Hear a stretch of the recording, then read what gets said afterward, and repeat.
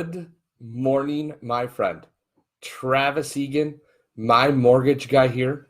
Today is Wednesday, November 20th, 2019. Uh, Please, if you're watching this live, hashtag live. If you're watching it on replay, please hashtag replay.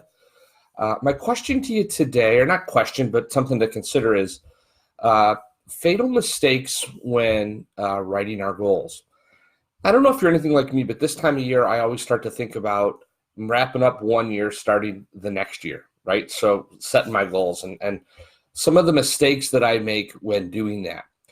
Um, and I really started getting into more of the process of goal setting as much as the writing of the goals themselves. And what I mean by that is when we think about goal setting, we always kind of start with this. We get what we create. We all get that, right? In our lives. Like if we want something, we have to create it. That's how we all go from point A to point B. We start as infants, we all come into the world. It's the same naked way, and then we create, and what we get from that creation is how we find abundance in our lives.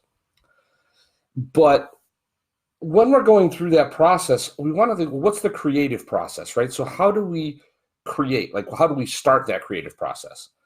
And really, all of the creative process is driven by our expectations, right? Our expectations. And so then the question is, well, what expectations do we have? And where do they come from? And what really dawned on me, and if you read any self-help books or you're in any kind of business books at all, a lot of the thought leaders are actually talking about just that, your thoughts. What are you thinking? Our thoughts are incredibly powerful, and they help set our expectations. So as I was, working on this process of like my thoughts, and normally what I do when I sit down to write my goals is I think about what I don't have, right? How many people have I not helped get a house? How many people, how much money I don't have, those kind of things, right? So that's how I start my goal process. And I was challenged recently by someone that said, don't think about what you don't have. Spend some time and get centered, right? Get to a spot where you can start to think of your life in the ways of the things you already have, right? Think of the abundance in your life already and focus on that before you start your goal process. Because if you start from a place of abundance, and as this teacher talked to me, he basically said, look, abundance comes from abundance. You can't create more abundance unless you acknowledge the abundance you've already created.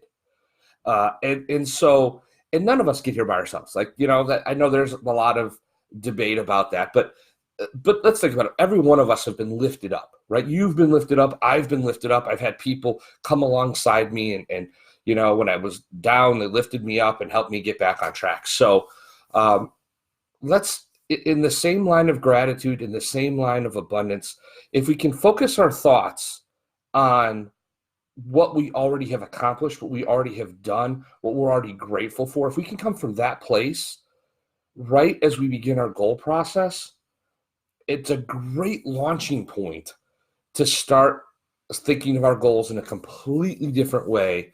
And I think it may help you put yourself in a position where you're going to succeed far more in the end of this year and into the beginning of 2020. Thank you for watching Daily Musings and Lessons Learned. I'm Travis Egan, my mortgage guy with Land Home Financial Services. I appreciate you. I'm grateful for you for watching the show. And I look forward to seeing you tomorrow on Daily Musings and Lessons Learned. Have a great day.